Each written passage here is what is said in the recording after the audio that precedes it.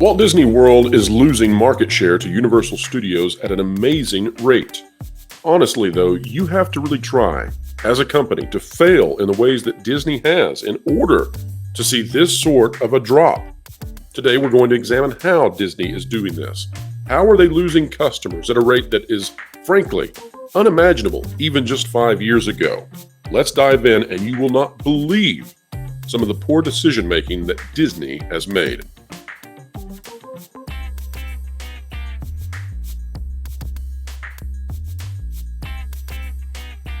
All right, folks, welcome back to another fantastic video here on the WDW Pro channel. It is a joy each and every time. Today we are starting with a look at, well, the latest imagery from the Magic Kingdom, from Walt Disney World, as we examine what is going on. Crowds are not there this summer. Finally, the last piece of the Disney company that seemed to be holding strong in spite of lowering subscriber numbers for Disney Plus, in spite of lowering ratings for viewership in terms of their shows, in terms of lowering box office expectations. At least the Disney parks were holding in there, keeping the company afloat. But perhaps that is no more. As we dive into this kind of content, folks, if you like it, consider clicking the like button, share, subscribe, and stick it to the algorithms. When you click it, we're talking about the notification bell. This is a tweet from myself from yesterday. It says, things are not looking too crowded at Disney World for June. Very strange. And you can see that Space Mountain yesterday had a 30-minute standby wait during the day. That is unheard of. Space Mountain now with a 30-minute wait time during the day in the middle of June. Fascinating. Not only that, but this is at a time when Splash Mountain is not available. That's right.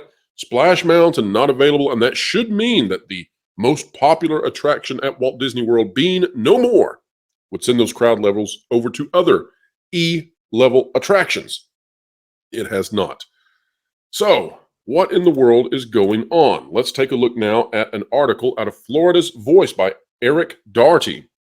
Universal Park ahead of 3 Disney World parks post-pandemic report finds.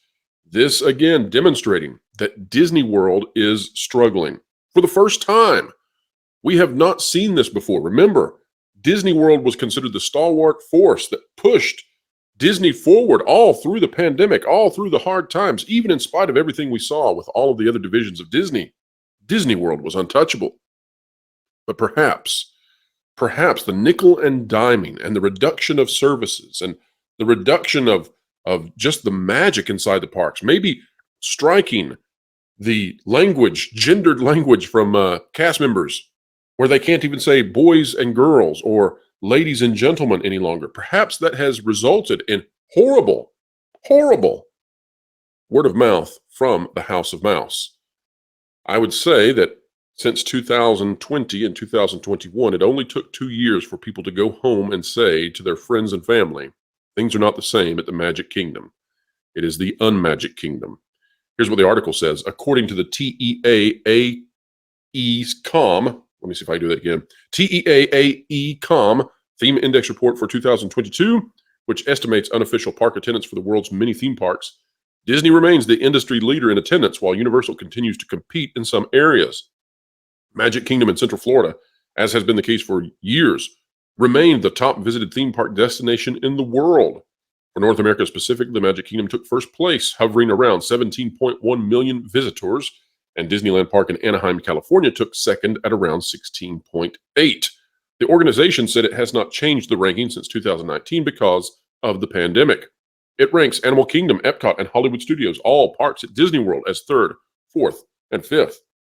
Behind those parks for 2019 was Universal Studios Florida and Universal's Islands of Adventure, located near Walt Disney World and seen as the direct competitors to Disney. The report finds attendance for 2022 still remains below the pre-pandemic levels for Disney parks, but not Universal's. This is a big deal. Universal's Islands of Adventure, which has hosted multiple new flagship attractions that served as a draw to guests like Velocicoaster and Hagrid's Magical Creature Motorbike Adventure, is now 3rd in North America when it comes to attendance, the report found, moving up several places. For 2022, the Universal Park welcomed 11 million visitors, ahead of Hollywood Studios' 10.9, Epcot's 10, and Animal Kingdom's 9 million. A notable difference between the two parks post-pandemic is Disney World's approach to guest attendance, which since reopening in 2020 has required park reservations, where guests must use the Disney website to reserve a spot in the park of their choosing. It was recently announced that Disney is beginning to finally do away with the system beginning early next year for some tickets.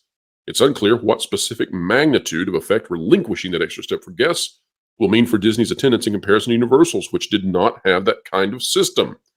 Now, here's what's key to know, folks. Yes, the Magic Kingdom remains at the top, but not by as much. Yes, the other parks at Walt Disney World are kind of pulled along by the Magic Kingdom. But now they are relinquishing their secondary status to Universal Studios. And the big thing to take away, Epic Universe is on the way. You see, Universal Studios is about to open one of the biggest theme parks we've ever seen, Epic Universe. It's going to feature the Super Mario Brothers and Super Nintendo Land, Super Nintendo World. And that's going to be a huge, huge deal.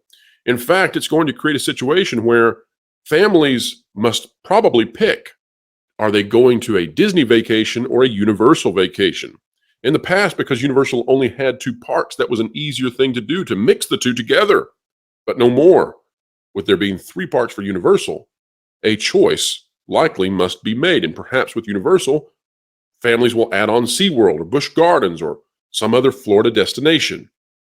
Disney is going to be in a new situation they have not seen before. And going into Epic Universe, we are finding that perhaps 2022, the numbers we just looked at, were far, far better than 2023. Now, we're going to talk about in just a moment why that is. There are 2 main reasons that I see that Disney has destroyed their consumer base for the parks. But just to give you an idea of how badly things are going and how desperate Disney has become this summer, there's an article out of Disney Tourist Blog by Tom Bricker, Florida resident ticket deal at Disney World for summer and early fall 2023. This goes on to explain that there is a very, very reasonable, i.e. cheap, ticket available for Florida residents out there. If you are a Florida resident, you can get 4 days right now, 4 days at the Walt Disney World Resort for $229. That's $58 per day. $58. We have reported for so long that it costs $100 to go to Disney World for a single day. That was a big milestone that it reached years ago. And, some people were not pleased with it hitting that milestone. I was not. I'd like for it to be affordable for everybody if possible. But we're down to $58 per day now in 2023 if you're a Florida resident. And that goes all the way through September 29th. Clearly, the company is worried. It gets even more ridiculously affordable. If you get the Park Hopper Plus option added on, that's $55 more per ticket plus tax. You also get additional water park days. In essence, and by the way, the water parks they're not second tier. These are very, very nice water parks, both Blizzard Beach and Typhoon Lagoon. We are talking about getting your ticket prices down into the $40 range when you start adding on these water park options. This is insanity. They are practically giving away trips to Disney to Florida residents, and Florida is not a small state. Can you imagine if they did the same thing for Disneyland, where they said, hey, all California residents, come on into Disneyland for $40? Well, that's what they're doing in Florida. Wonder why? I wonder why. Well, there are 2 main reasons. There are 2 things going on here. 2 tracks that Disney has failed upon. Track number 1, they have created controversy with their content. Families can no longer trust the Walt Disney Company to take care of their children. Disney instead is determined to put divisive content in front of the eyes of small children that will force parents into conversations they're not yet ready to have. We can set aside for a moment the issues of whether or not they're on the right side of history or the wrong side of history. Parents just don't want to deal with this. They're trying to get their kids to stop putting Cheerios up their nose. Here's what they're dealing with instead, though. This is a tweet from Jonas J Campbell, investigative reporter for that park place and frequent guest of this channel. He says, well, there you have it. Elemental has Pixar's first non-binary they-them character in a romantic relationship with the film. The character is also potentially underage. My, oh my.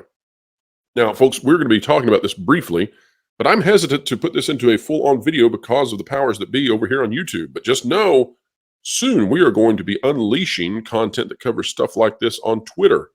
We'll be telling you all about it very soon. But here's what we've got from K. Iva Hauser. Big announcement. I got to play Pixar's first non-binary character, Meet Lake. I voiced Lake in the new movie Elemental. I'm seeing it in theaters tonight with my friends, so you can catch it in theaters too if you want to see them. It goes on. Was super cool to work with everyone in session. Maya did amazing. She plays Ghibli, Lake's girlfriend, and her voiceover work is amazing, so go check her out. Continuing on. This from Alyssa Ragney. Hi, I'm also non-binary, and I got to animate Lake and their girlfriend a little in the movie. Definitely was highlight of working on the film.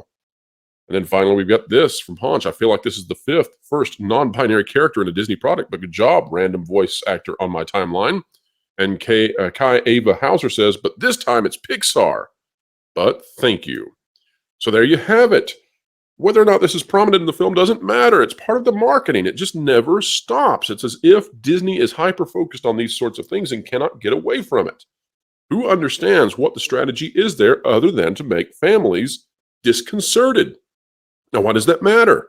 Well, because if you start cutting off the material, the content from families, if families no longer sit their kids down in front of Disney Plus, then the kids no longer demand to go see Disney World because the characters that they care about are no longer in front of their eyes. And then, well, that pries them away from the powers that be at Disney to hyper-focus in on, hey, you should come to our theme parks. Hey, you should buy our Mickey balloons.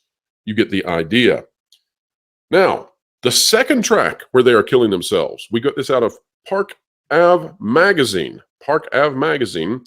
This one says, Splash Mountain is closed, but it's still Disney's most popular ride. Now, we've covered this briefly in the past, but let's take a look at it one more time for those who didn't see the video. Splash Mountain is closed, but it's still Disney's most popular ride. A new survey has discovered the most popular rides at Disney World. Disney World is the most popular theme park on the globe.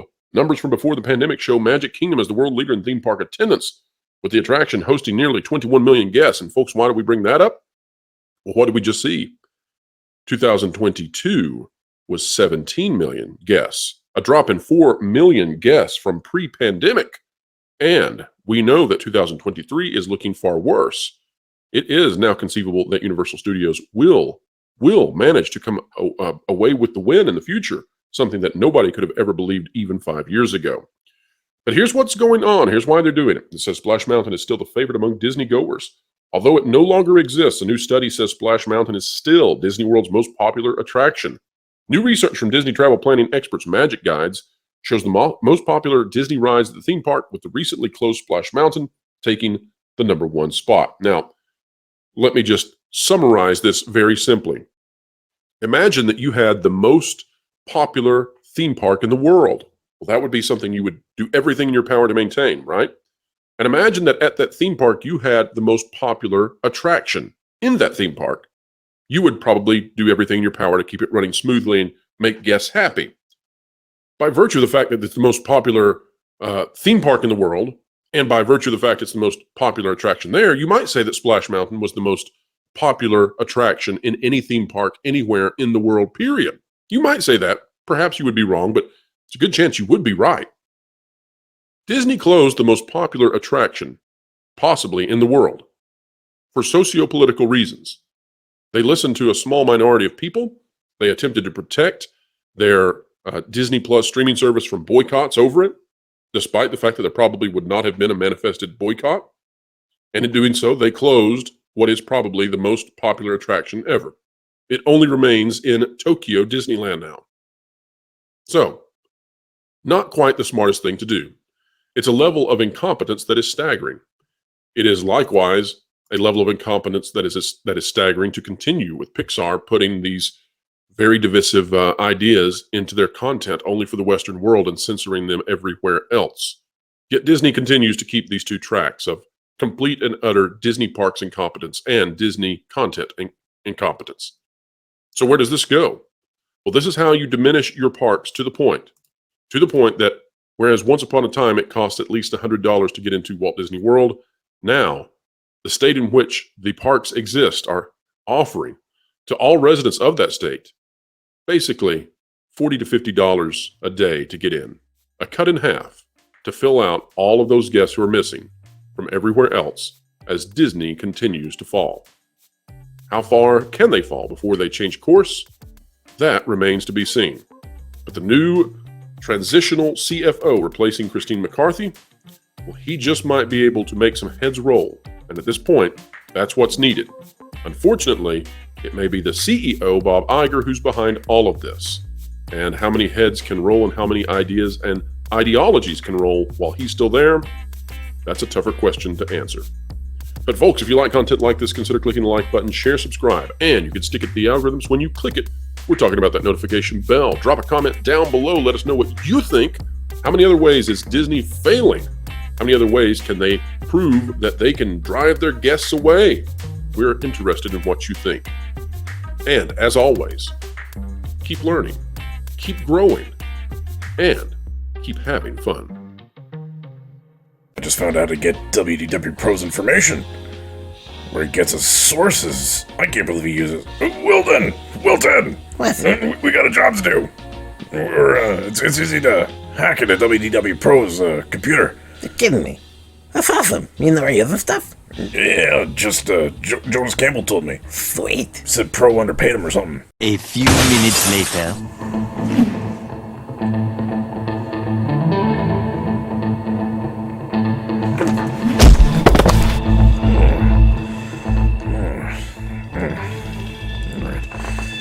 There. Oh, awesome. Whatever. All I gotta do is Whoa. hack into this thing. It's gonna be so easy. Yeah, this isn't a Alright, hack. grab this picture over here. Leave it to me. No, Wilson. Job done. What? No, all we had to do was use the picture because he uses face unlock. Now we gotta go to thatpartplace.com and sub to him and his team on YouTube. Oh, well, I already did that because I'm smart.